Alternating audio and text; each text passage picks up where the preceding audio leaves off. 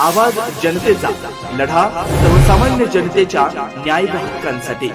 राहुरी तालुक्यातील देवळाली प्रवरा या ठिकाणी मानव अधिकार संरक्षण समिती नवी दिल्ली यांच्या अहिल्यानगर जिल्हा संपर्क कार्यालयाचं उद्घाटन मोठ्या उत्साहात पार पडलं।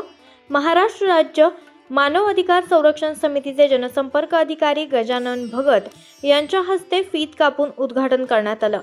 यावेळी महाराष्ट्र राज्य सहकार्याध्यक्ष कमलेश पोपटगळ, विदर्भ जिल्हाध्यक्ष देवराम राठोड, ठाणे जिल्हाध्यक्ष अरविंद चौधरी, यवतमाळ जिल्हा निरीक्षक संतोष दुधे, दारव्हा तालुका सचिव दत्तात्रय कसबे, संघटक किशोर चिर्रे आदी मान्यवर उपस्थित होते। अहिल्यानगर जिल्हाध्यक्ष भाऊसाहेब पगारे आणि जिल्हा संघटक लिंबाजी इंगोले यांनी उपस्थित मान्यवरांचे स्वागत केले। यावेळी बोलताना जनसंपर्क अधिकारी गजानन भगत म्हणालेत की मानव अधिकार संरक्षण समिती समाजातील दुर्बल, वंचित आणि पीडित घटकांच्या हक्कांसाठी सातत्यानं कार्य करते।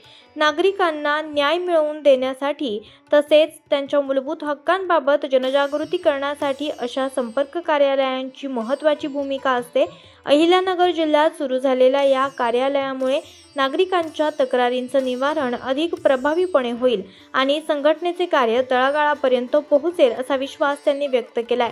यावेळी दक्षिण जिल्हाध्यक्ष रवी सरोदे, जनसंपर्क अधिकारी दत्तात्रय गडाख, जिल्हा निरीक्षक भीमचंद वरघुडे, सोमनाथ येवले, दीपक आढाव, जालिंदर मुसमाडे, बाळासाहेब भालेकर, गणेश खरात, मयूर कवाने, राहुल भालेराव, सॅनमन मॅडम, त्याचबरोबर अनिता प्रधान, गायमुखे मॅडम आदी उपस्थित होते।